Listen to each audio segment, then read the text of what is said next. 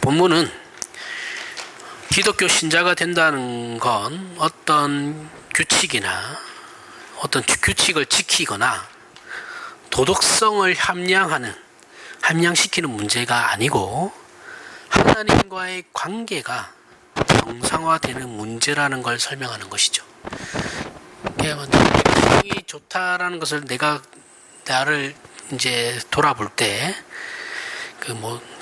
내가 성경이 말씀하는 그런 걸 잘 지키고 내 도덕성이 이전보다 더 좋아졌고 이런 걸로 판단하는 것이 아니고 하나님과 나와의 관계의 정상화를 가지고 그걸 가지고 이제 판단을 해야 된다라는 겁니다. 이걸 알고 이제 이 본문을 읽으면 좀 이해하기가 쉽죠. 본문의 서두는 종과 아들을 대조하여 이제 우리가 율법 아래에 있을 때는 종이었다라고 말하고 있죠, 그렇죠? 예수 믿기 전에 율법 아래 있는 겁니다. 율법 아래 있을 때는 종이었고 사실 종과 아들은 비교 대상이 아니죠, 그렇죠? 비교조차 안 되는 겁니다. 근데 이제 그만큼의 격차가 있다라는 것을 얘기하고 있는 거예요. 바울이 강조하는 겁니다. 이스라엘과 우리나라는 동일하게 가부장적인 문화를 가졌죠. 그죠? 이스라엘은 지금도 가부장적입니다. 거기 보수 쪽에 속하는 사람들은 굉장히 가부장적이에요. 우리나라도 가부장적인 문화를 가지고 있죠. 근데 이제 이 부자 관계, 아들과 아버지의 관계를 생각할 때 좀 달라요. 그러니까 이스라엘의 가부장적인 문화에서의 아버지와 아들의 관계, 우리나라처럼 유교 문화에서의 가부장적인 문화에서의 그 아버지와 아들의 관계는 조금 다릅니다. 우리나라처럼 이렇게 유교 문화를 영향을 받은 부자 관계는 아버지의 권위를 절대 넘어설 수 없죠. 아들이. 그죠? 장가를 가도 마찬가지입니다. 그러한 위계 질서 속에서의 관계죠. 유교에서는. 근데 이스라엘에서 부자 관계는 아들은 아버지의 유업을 이을 자예요. 기업을 이을 자. 그래서 상속자로서 아버지와 동격으로 취급해줘요. 사회에서 그렇다라는 거예요. 인정해줘요. 그러니까 쟤는 누구의 아들인데, 그러니까 그 아이를 보면, 그 집의 아들을 보면 장남이겠죠. 장남이 대한 겁니다. 아버지를 대하듯이 해줘요. 동격으로 취급해줍니다. 그래서 이걸 이제 우리나라에서는 이해하기 힘들죠. 우리나라 문화에서는 그게 안 돼요. 그래서 이걸 그러면 아들과 아빠가 맞먹냐니까 그건 아니에요. 그런 개념이 아니고. 그럼에도 불구하고 이제 이걸 우리는 유교 문화에 너무 익숙해서 이걸 이해하기가 힘들어요. 다른 문화를 이해하는 게 쉽지 않죠. 그렇죠? 쉽지 않습니다. 우리는 아버지와 아들이 대등하다고 하면 그 집안 콩가루 집안이네 이렇게 생각하거든요. 아무튼 바울은 아들과 종을 이렇게 대조하고 있습니다. 대조. 아들과 종은 뛰어넘을 수 없는 그 격이 있어요. 그죠? 절대로 될 수 없는 서로가 이렇게 뛰어넘을 수 없는 그 격이 존재하죠. 그만큼의 차이가 나는 그 두 부류를 비교하고 있는 건데, 어떤 집안의 종이, 노예라고 하죠. 쉽게 말하면. 어떤 집안의 노예가 아이를 낳으면, 그 아들은 종이죠. 그죠? 노예는 자식을 낳아도 대대로 노예일 뿐이에요. 그죠? 늘 노예입니다. 늘 종이에요. 하지만 그 집안의 주인이 아들을 낳으면 어떻게 돼요? 대를 이을 자죠. 그죠? 그 집안의 주인이 되는 거죠. 아버지와 대등한 관계. 그죠? 따라서 율법 아래에 있을 때는 우리가 종이었다라는 이 말은 율법을 지켜야 하는 사람들 사이에서는, 율법을 지켜야 하는 사람들 사이, 예수를 믿지 않는 사람들 사이에서는 아버지와 아들의 관계를 형성하지 못해요. 내가 아직도 율법 아래에 있는 사람이고 내가 율법을 지켜야 하는, 예수 믿지 않는 사람들 얘기하는 겁니다. 그런 사람이라면 하나님과 나와의 관계가 아버지와 아들의 관계일 수는 없어요. 절대로 되지 않습니다. 그렇게. 아버지는 아들을 보호하고 상속자로 키우죠. 그죠? 얘가 이제 내 대를 이을 놈이야. 라고 하면은 가정교육도 빡세게 시킵니다. 그죠? 공부도 많이 시키고, 어디 가서 뭐 예절이나 이런 거에 대해서 엄청나게 교육을 시켜요. 그렇게 키워요. 귀하게 키우죠.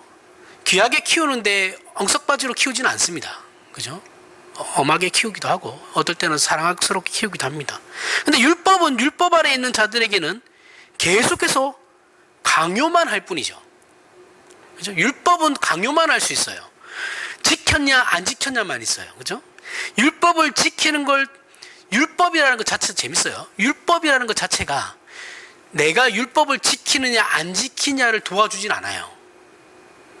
그죠? 그 율법이 내가 율법을 지키냐, 못 지키는가에 대해서 보호해주지도 않습니다. 그래서 이러한 관계가, 그 부자 관계처럼 이런 관계가 형성될 수가 없죠. 율법과 우리는.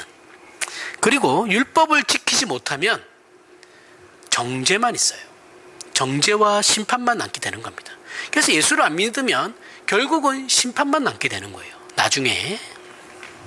하지만 부자 관계, 예수를 믿어서 하나님을 아버지로 섬기는, 아버지로 모시고 있는 우리된 자녀된 우리는 그런 부자 관계에서 아들은 그렇게 혹독하고 냉정하게 그렇게만 다룰 수 있는 대상은 아니죠. 그죠? 아들은 냉정하게만 다루지는 않아요. 그죠? 사랑할 때는 분명히 사랑을 줍니다. 부모는 아들을 자신의 생명을 이을 자로, 자신의 명예와 지위와 기업을 이을 자로서 대우해줘요. 그렇게 대우하지, 기계적인 어떤 관계나 규칙적인 관계로만 대하진 않아요. 그렇게 하면 그 사람 이상한 사람이에요. 그죠? 그런 부모가 있을 수 있죠. 그죠? 못난 사람도 많습니다. 있을 수 있는데, 그렇게 하면 안 됩니다. 이상한 사람이에요. 자식을 대한 어떤 교육 철학도 없는 사람이에요. 그런 사람들은. 갈라디아서 4장 4절에서부터 5절에 때가 참에 하나님이 그 아들을 보내사 여자에게서 나게 하시고 율법 아래에 나게 하신 것은 율법 아래에 있는 자들을 속량하시고 우리로 아들의 명분을 얻게 하려 하심이라. 자, 예수를 믿는다라는 것을 갈라디아서 식으로 얘기하면 우리는 이제 하나님의 자녀가 되었다라는 거예요. 그죠? 율법 아래에 있지 않고 죄의 노예도 아니고 죄의 종도 아니고 세상의 어떤 종도 아니에요. 우리는 이제 하나님의 자녀입니다.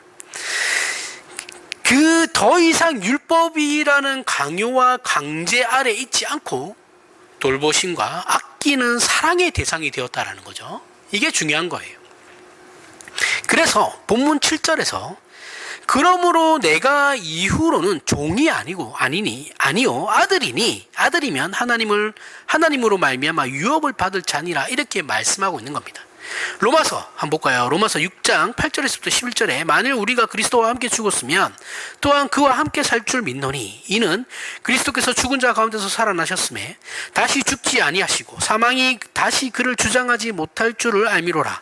그가 죽으심은 죄에 대하여 단번에 죽으심이요 그가 살아계심은 하나님에 대하여 살아계심이니 이와 같이 너희도 너희 자신을 죄에 대하여 죽은 자요 그리스도 안에서 하나님께 대하여 살아있는 자로 여길지어다. 오늘 본문의 그 종과 아들의 대조를 생각하며 이 말씀을 살펴보면 우리가 예수를 믿는다라는 건 우리가 예수로 말미암아 누구와 엮여 있는지를 보라는 거예요. 내가 예수를 믿음으로 말미암아서 내 운명과 내 자신이 누구와 지금 묶여 있는지를 보라는 거예요. 그 관계가 바뀌었고, 그죠? 원래 우리는 죄와 관계가 있던 사람들이잖아요. 근데 예수를 믿음으로 말미암아 하나님과의 관계로 바뀌었어요. 그 신분이 완전 바뀌었죠. 우리는 죄에 대하여는 그래서 죽었어요. 죽은 자들이고 하나님에 대하여는 산 자들입니다. 이제는 하나님의 사람이니까, 그죠? 이것을 우리는 구원을 얻었다라고 얘기하는 거예요. 죄와 사망이라는 심판 아래에 있지 않고 우리를 아끼시고 편드시는 하나님의 자녀가 되었다라는 말이에요. 이것이 성경 전체의 가르침이고 기독교 신앙의 핵심이기도 합니다.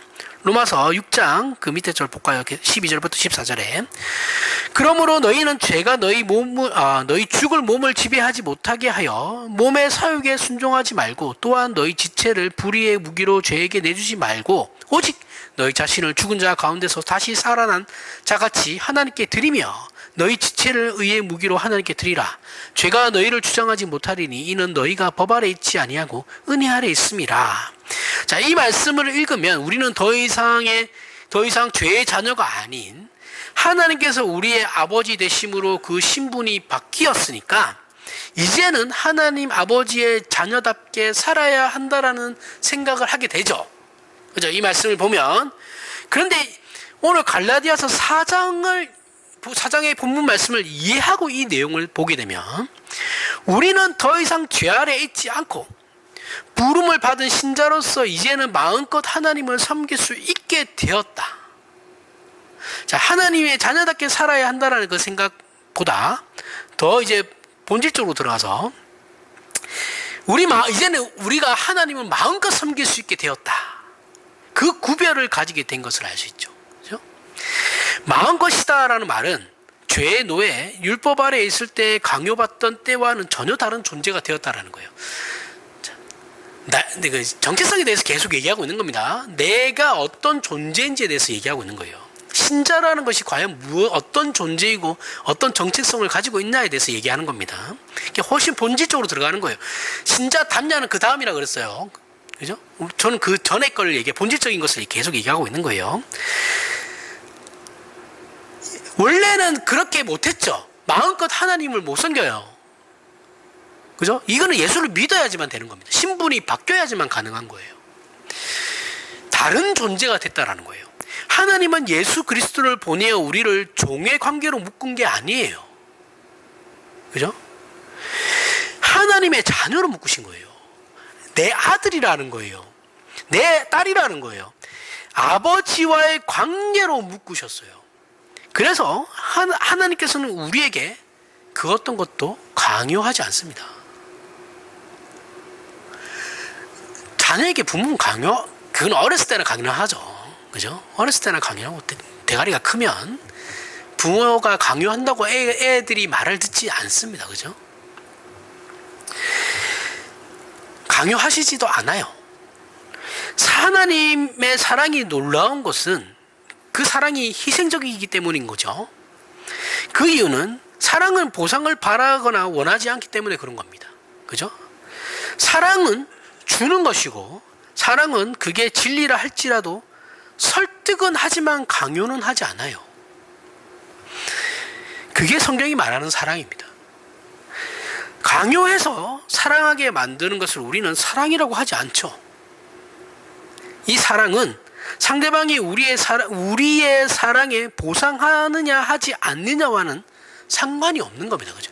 저 사람이 나에게 내가 이렇게 연애 이렇게 하는 얘기들 많이 들어보면 내가 이렇게 해줬으면 이게 저는 좀 이해가 안 되는데 내가 저 사람과 어떤 사람과 연인 관계라고 쳤을 때 내가 10만 원짜리 선물을 줬어요. 그러면 그쪽도 그만큼의 상응하는 선물을 나에게 해주기를 바라요. 요즘 사람들은 그렇습니다. 대놓고 명품백 사달라고 하면 남자 쪽에서는 부담스럽죠. 그죠? 그거는 사줄 필요도 없어요. 결혼하지 않는 이상에는 절대 사줄 필요 없어요. 그 정도 비싼 걸 사줄 정도의, 그 정도면 결혼할 때나 사주는 겁니다. 그런 거는.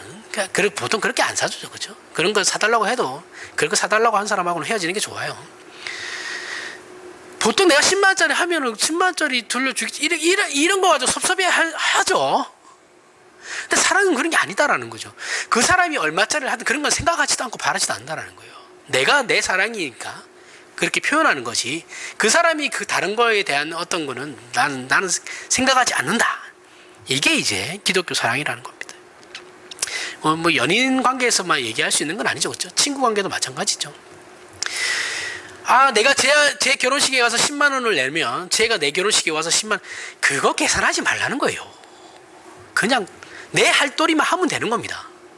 그걸 뭘 따지고 계산하고 앉아 있어요. 안 올 사람이면 안 가면 되죠. 그냥 뭘 그렇게 하지 말라는 거죠. 줄 거면 그냥 받을 거 생각하지 말고 주라는 겁니다. 이것을 이해했을 때 비로소 이걸 진짜 이걸 이해해야지만 우리가 아직 죄인 되었을 때 그리스도께서 우리를 위하여 죽으심으로 하나님께서 우리에 대한 자기의 사랑을 확증하셨느냐 이 말씀을 정확하게 이해할 수 있어요. 우리가 현실적인 신앙생활을 하면서 율법적 두려움을 가지고 자신의 신앙을 성찰하고 돌아보는 건 좋은 수단 중에 하나예요. 맞아요. 하지만 우리가 조심해야 할 것은 기독교 신앙은 그것보다 훨씬 더 크다라는 거죠. 내가 율법에 대해 내가 이걸 지키지 않음으로 말미암아 하나님께서 하나님과의 관계에 어떤 두려움을 가지고 있어서 내가 신앙에 굉장히 조심하는 것은 좋은 건데 그게 다가 아니다라는 거죠. 기독교는 그것보다 훨씬 더 크다라는 거예요. 너무 여기에 매여 있을 필요는 없습니다. 하나님께서는 우리가 하나님을 믿고 사랑하기 때문에 우리를 사랑하는 것이 아니에요. 내가 하나님을 사랑하니까 하나님의 사랑을 나에게 주십시오가 아니죠. 그죠? 우리는 하나님을 알지도 못할 때 하나님께서 우리를 사랑하신다고 먼저 오신 거예요. 먼저 사랑하셨기 때문에 구원을 베푸신 거지. 내가 사랑했으니까 하나님께서 나를 구원하신 게 아니에요. 자꾸 이걸 착각을 해요. 하나님께서 우리에게 요구하시는 그래서 하나님께서 우리에게 요구하시는 신앙은 종이 두려워서 주인에게 복종하는 게 아니라 자유로운 자녀로서 아버지를 섬기는 걸 얘기하는 거죠. 그죠? 자녀가 부모를 섬기는 거에 대해서 부모들이 만족하는 사람은 아무도 없습니다. 그렇게 부모가 만족하려면 자녀들은 자기의 인생이 없어야 돼요. 그거 효도 아니거든요. 유교에서 말하는 그런 효도가 기독교에서 말하는 십계명에 있는 그런 부모를 공경하라와 다른 거예요. 달라요. 그걸 내 부모를 공경하라를 유교가 얘기하는 그 효도로 가져가면 절대 안 됩니다. 그런 게 아니에요.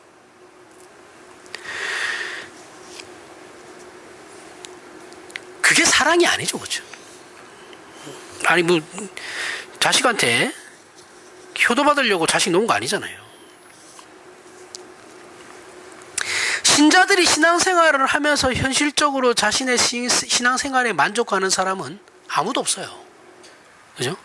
신자답지 못한 것에 늘 회개하고 후회하며 자책하는 것이 우리 신자의 현실이죠.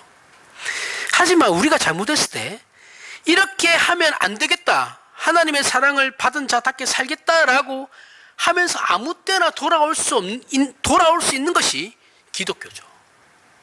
그죠? 그리고 그렇게 돌아올 수 있는 존재가 우리입니다. 신자예요. 우리는 진짜 그렇게 하면 돼요. 탕자가 아버지께 지가 답답하니까 돌아갔잖아요. 그죠? 똑같은 거예요. 그냥 가면 돼요. 다시 돌아가면 되는 겁니다. 우리는 그렇게 할 수 있어요. 그러한 자격이 있습니다. 그런데 그 자격은 또 자격이라서 내가 만들어낸 자격이 아니죠. 하나님은 예수 그리스도로 말미암아 그렇게 봐주시는 거예요. 그런데 잘못한 것을 만회하고 그때 돌아가겠다고 하면 그 사람은 영영 하나님께로 돌아가지 못합니다. 여러분들 전도할 때 보세요. 옛날에 교회 다니셨던 분들 전도 다시 가서 내가 이렇게 교회로 전도를 하려고 하면 그 사람들 하는 말 100명 중 100명은 다 그렇게 얘기합니다.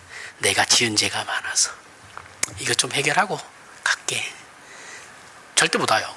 그런 사람들은 시끄럽고 그냥 와 이렇게 해야 돼요. 네 그거 해결 못해. 네가 그거 해결 못하니까 교회로 오라는 건데 뭘 자꾸 그걸 네가 해결한다고 이렇게 말씀하시면 돼요. 너 그거 해결 못하니까 그냥 와 이렇게 말씀해야 되는 겁니다. 불가능해요. 그래서 내 죄를 내가 해결하기 안 돼요. 이건 마치 이런 거죠. 나 같은 게 예수 믿으면 하나님 욕먹이는 거다. 이런 생각과 똑같은 겁니다. 인간적인 면에서는 뭐라고 할 수 있어요? 기특하다고도 볼 수 있겠죠, 그죠? 그런데 이건 기독교 신앙하고는 하나도 안 맞는 거예요. 기독교 신앙은 어떻게 해야 된다고요? 제가 저번에 얘기했는데 뻔뻔함이 있어야 돼요. 뻔뻔함이. 하나님 죄 지었는데 뭐 어쩌겠어요. 내가 약해서 지었는데 교회 가서 말씀 듣고 은혜 받고 또 다시 일어서 오겠습니다. 이렇게 하고 가는 거예요. 뻔뻔함이 있어야 된다니까요. 그 뻔뻔함은 나를 근거로 하는 게 아니라 그랬어요. 그죠? 예수 그리스도의 공로를 근거로 해서 뻔뻔할 수 있는 겁니다. 사람들 앞에서는 그렇게 하지 마세요. 사람들 앞에서는 뻔뻔하면 안 돼요. 그냥 하나님 앞에서만 사용할 수 있는 겁니다.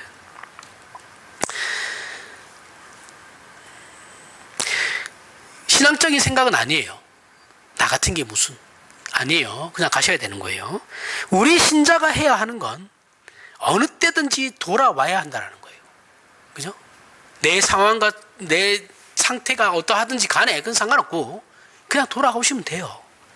어느 때든지 하나님을 향하여 진심을 쏟고 헌신하며 하나님을 향해 달려가는 것 외에 신앙의 다른 결단이나 실천은 있을 수 없어요.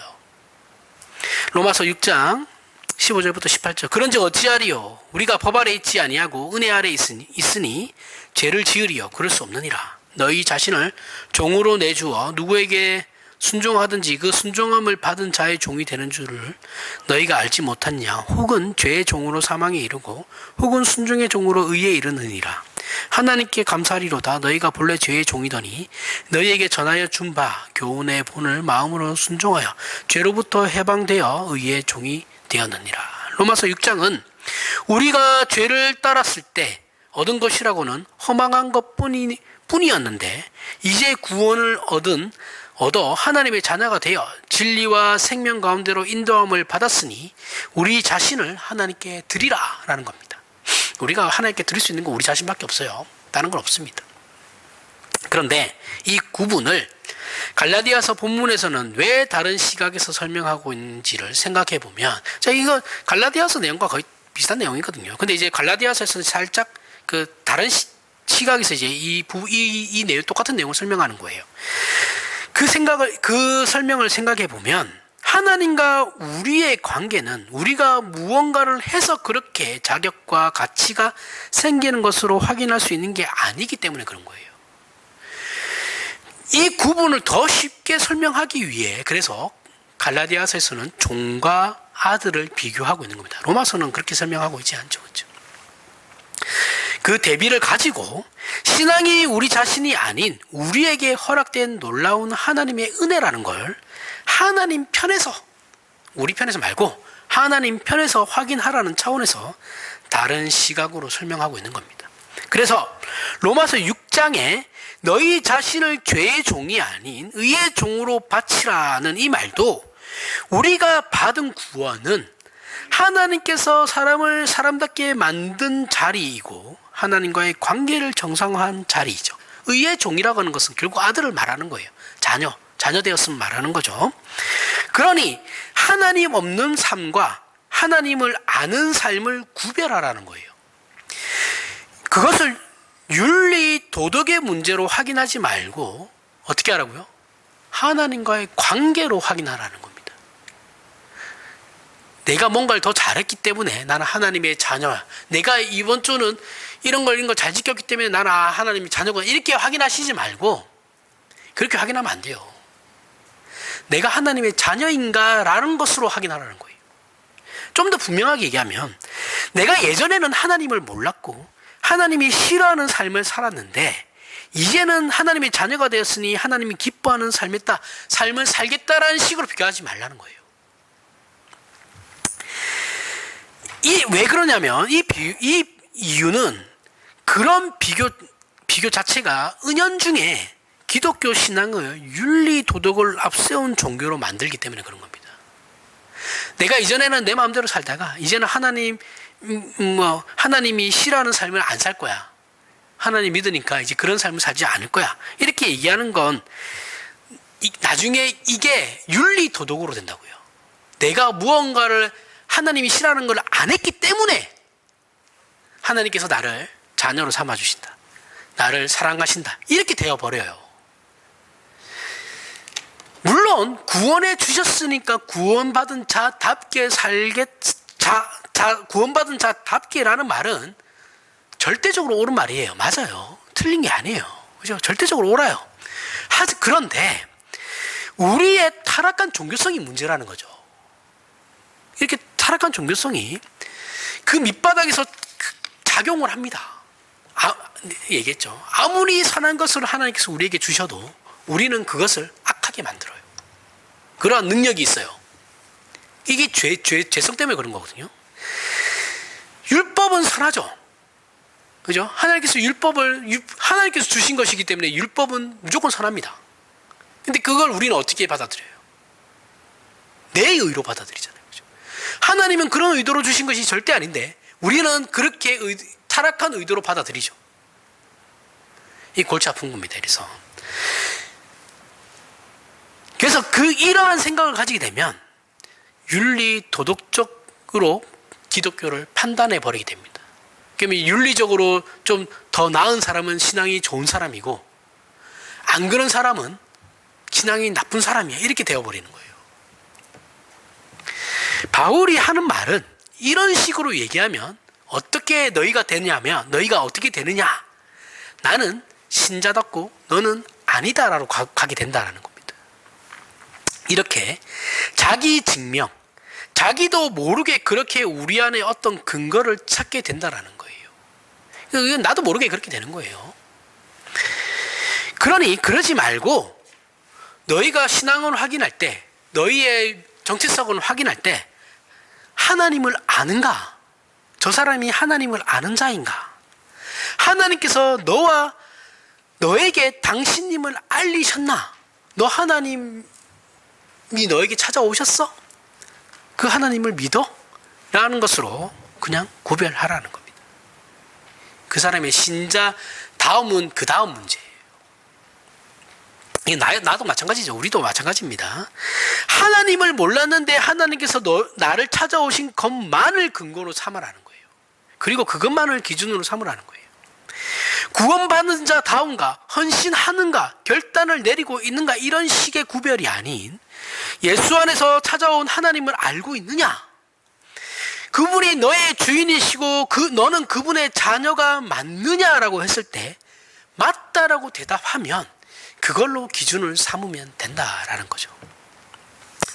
왜 이렇게 해야 하느냐 하면 율법주의라는 건 자기 안에 근거를 찾는 걸 유일한 법칙으로 여기고 끊임없이 그 자리를 뺏으려고 그래요. 이게 우리의 타락한 종교성 때문에 그런 겁니다.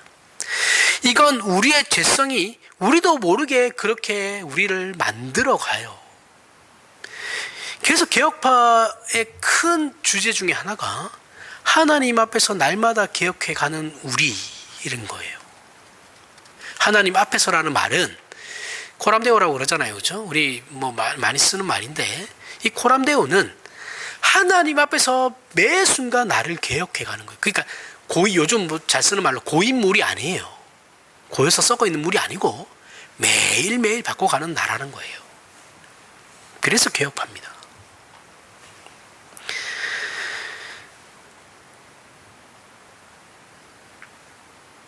갈라디아 교회의 문제도 예수를 믿었으면 뭔가 달라야 한다라는 거예요. 이 사람들이 생각하는 거. 고린도 교회도 마찬가지죠. 그렇죠? 예수를 믿었으면 뭔가 달라야 한다라는 건데 이 말은 절대 틀린 말은 아니죠. 아닌데 하지만 그 근거를 자신에게서 찾으니까 문제가 되는 거죠. 지금 갈라디아 교회의 문제는 자신들이 잘났다라는 거잖아요. 그렇죠? 내 어떤 행위, 율법으로 말미암아 예수로 구원받은 건 맞는데 거기에 할례라는 것을 더 떼어서 내 의를 자신의 공로도 같이 갖고 가고 싶은 거잖아요. 그렇죠? 이들은 자신들은 은혜를 받을 만해서 받았다고 생각해요. 이 고린도 교회도 마찬가지예요. 그죠?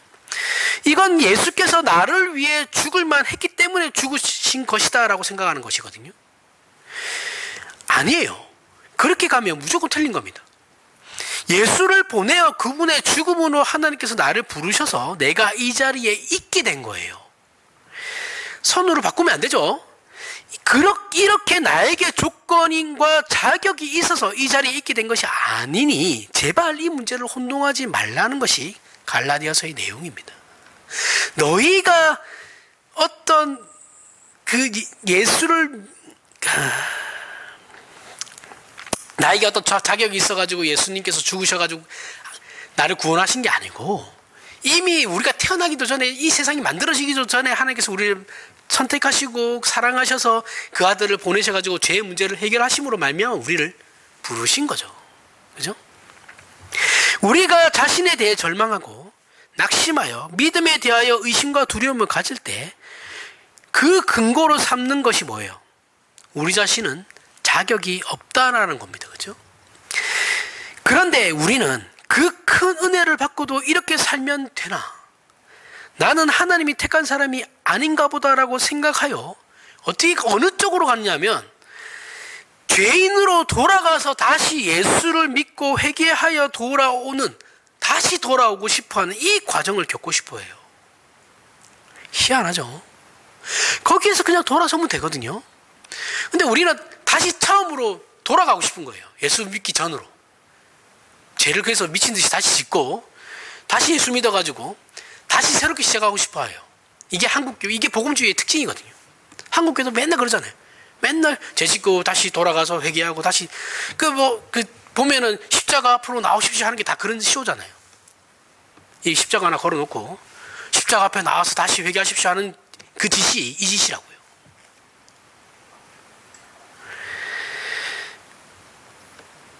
아니죠. 그냥 돌아가면 됩니다. 왜 그렇고 싶어야 해요? 새롭게 시작하고 싶어 하거든요. 우리는 새롭게 잘 시작하고 싶어서 그런 거예요. 예전에는 내가 못 몰라서 이렇게 했는데 다시 돌아가면 잘할 수 있을 거야. 아닙니다. 절대 안 돼요. 여러분들 20대로 돌아가면 다 잘할 수 있을 것 같죠? 안 돼요. 똑같아요. 똑같은 짓 또 하고 있어요. 그래서 제가 20대로 다시 20대 저는 안 부러워요. 그런 거. 저 짓을 내가 또 할 게 뻔하기 때문에 하나도 안 부럽습니다. 지금이 제일 좋아요. 과거로 돌아가면 뭔가 더 잘할 수 있을 거 아닙니다. 안 그래요. 지금 못하는 사람은 과거로 돌아가도 못해요. 똑같아요, 그런 거. 그래서 과거를 너무 그거 하지 마세요.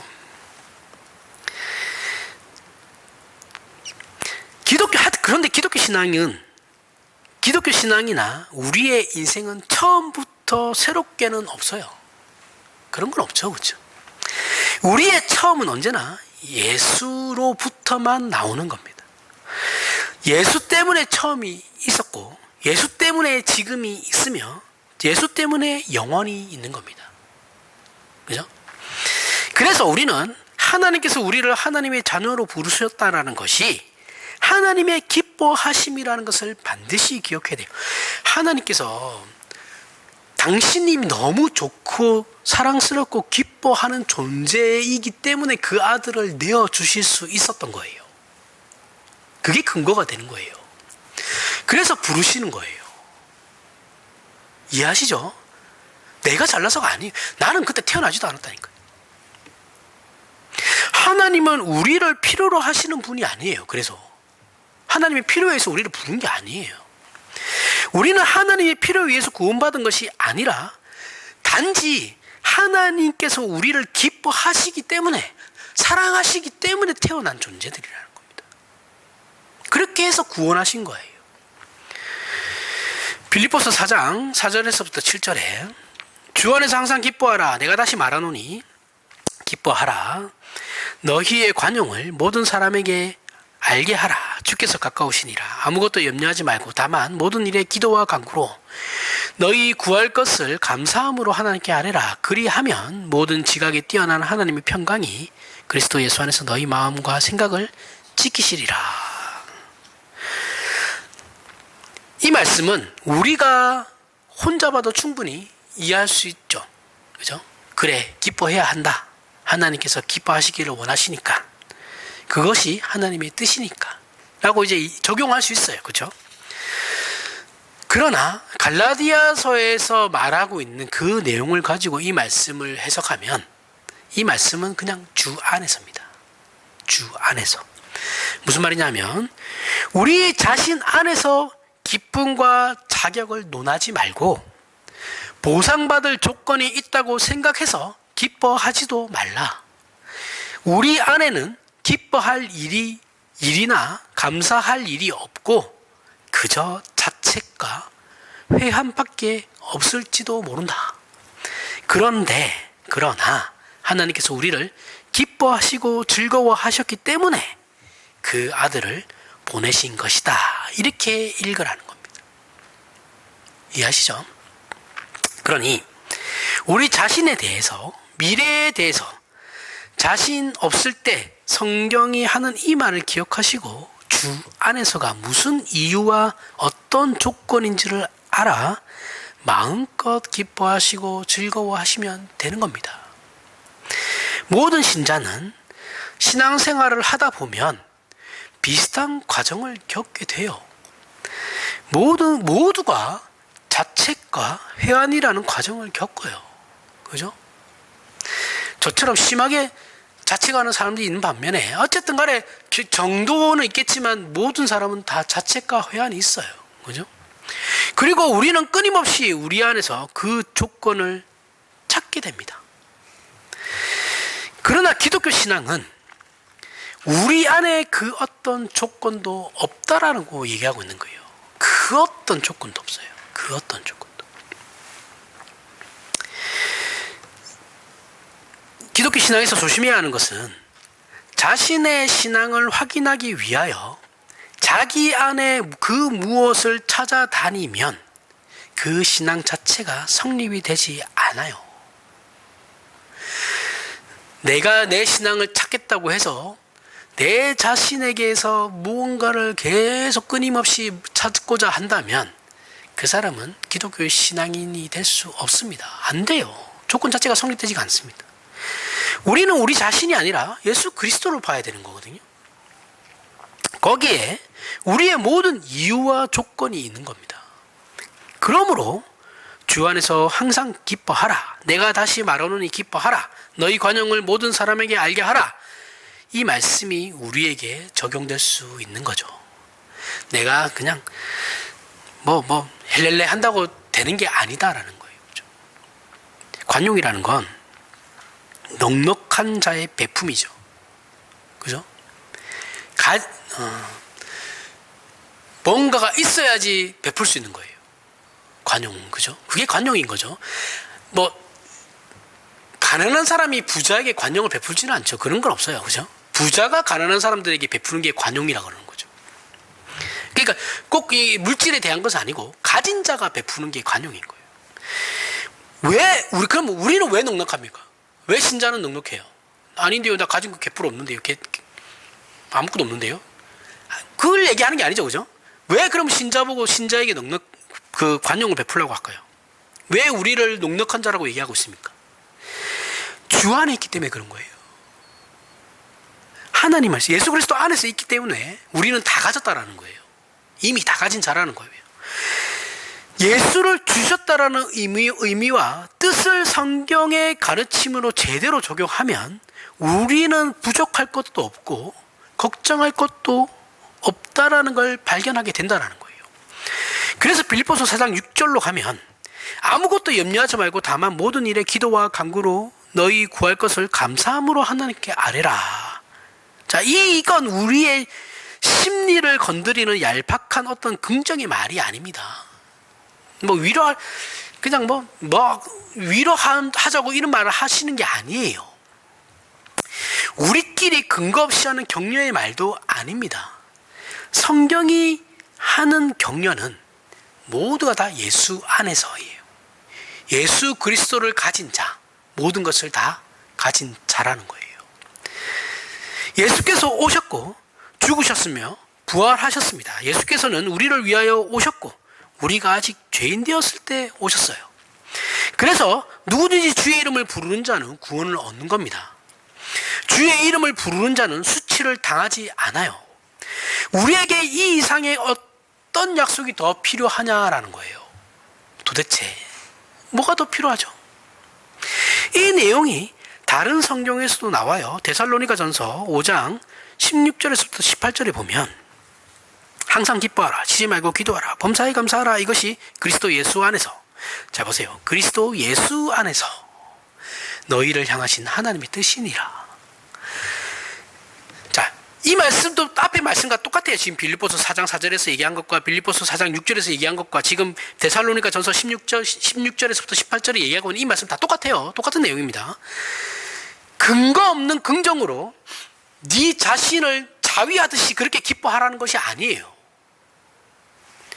항상 기뻐하라는 항상 기뻐하게 하시겠다라는 것이고, 쉬지 말고 기도하라는 것은 잠시도 우리에게서 눈을 떼지 않고 귀를 닫지 않으며 우리의 기도를 들어주시겠다라는 것이고, 범사에 감사라는 아무리 사소한 것도 하나님께서 지키시고 동행하시겠다라는 말입니다. 이걸 근거로 결론이 나오는데, 이것이 그리스도 예수 안에서 너희를 향하신 하나님의 뜻이다라는 거예요. 예수 안에서 예수를 가진 자만이 할 수 있는 거다라는 거죠. 앞에서 얘기했지만 우리는 하나님께서 기뻐하시는 존재예요. 그죠?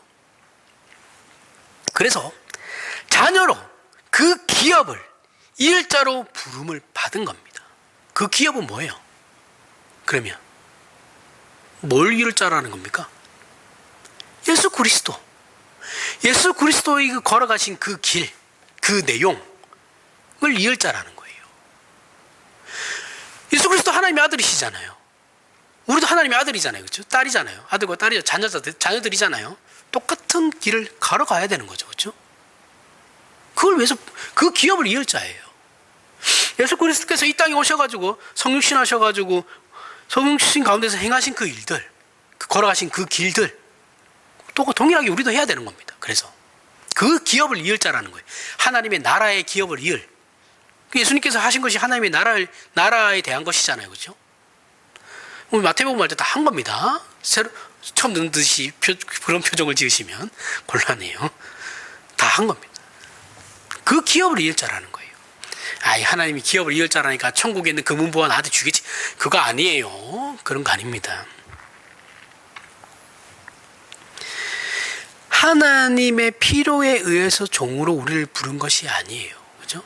목사님들 중에 많이 착각하시는 분들이 있죠. 내가 이거는 남기고 가야 돼. 그러면서 막 교회 무리해서라도 교회 사업으로 그걸 일을 벌리시는 분들이 있어요. 그죠? 그죠? 이 수건 사업, 이것만큼은 해야 돼. 아니에요. 그건 자기 욕심이에요. 자기 욕심인지 하나님이 원하시는 건지를 잘 생각하셔야 돼요. 제가 볼 때는 그런 거 대부분 다 자기 욕심이에요. 저희 모교가 종탑을 그렇게 세우고 싶어 했어요. 요즘 시대에 종탑 세우면은 그거 시끄러워서 민원 들어가죠. 근데 그 종탑을 세우려고 저희 교회 수건 사업이었습니다. 도대체가 어렸을 때인데도 이해가 안 갔어요. 저걸 왜 세우려 저럴까? 그거 세워서 뭐 하게?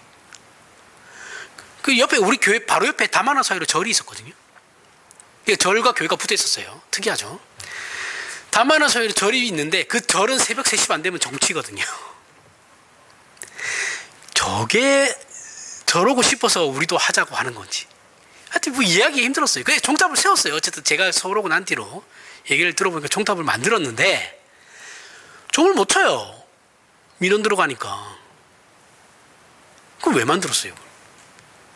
그러니까 이거는 담임 목사 욕심은 아니죠. 그 담임 목사님은 나중에 부임해서 오신 분이니까. 이 교회의 욕심이죠. 그죠? 왜 만들려고 하는지를 몰라요. 그 왜 필요한데요? 하고 물어보면 아무도 대답을 못 합니다. 그냥 교회에서 하자고 하니까 하는 거예요. 그런 겁니다. 그런 거.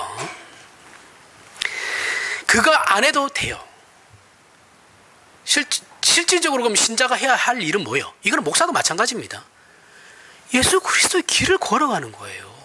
그걸 하라고 지금 하나님께서 이렇게까지 지금 이 말씀, 두꺼운 말씀을 주시면서 하라는데 우리는 그건 안 하고 예배당 새로 지어야 되고, 그죠? 내가 업적을 남겨야 되죠. 예배당 새로 하나 지어야죠. 내 이름을 거기에 박아 넣어야 돼요. 머릿돌에. 예? 그 교회 기록의 역사에 딱 누구 목사 때 예배당 건축 딱 이거 들어가야 돼요. 그게 뭔가 한 것 같아. 아니다라는 겁니다. 교인이나 잘 가르치세요. 제발. 우리는 앞에서 얘기했죠. 하나님의 필요에 의해서 만든 존재가 아니에요. 그냥 하나님께서 사랑해주고 싶어서 만드신 존재라니까요. 하나님의 사랑과 기쁨의 대상이에요. 우리를 부려먹어서 하나님 뭘 하려고 하시는 게 아닙니다. 그래서 하나님께서 우리를 주인과 종의 관계가 아니라 아버지와 자녀의 관계로 묶으신 거예요. 하나님은 우리의 아버지십니다.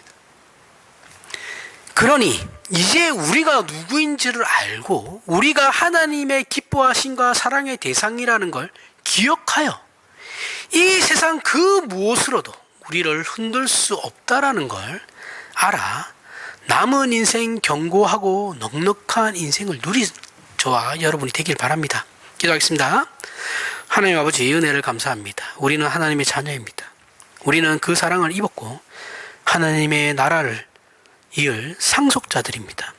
그래서 우리는 이제 그 누구에게도 우리 자신을 종으로 내어줄 수 없습니다. 그러니 우리가 우리 자신을 정죄하는 일과 자책하는 일을 이제는 놓고 예수 안에서 기뻐하며 감사하게 하여 주시옵소서. 그래서 우리의 현실을 하나님께 기꺼이 바치는 참다운 자유인의 신앙이 되게 하여 주시옵소서. 예수님 이름으로 기도합니다.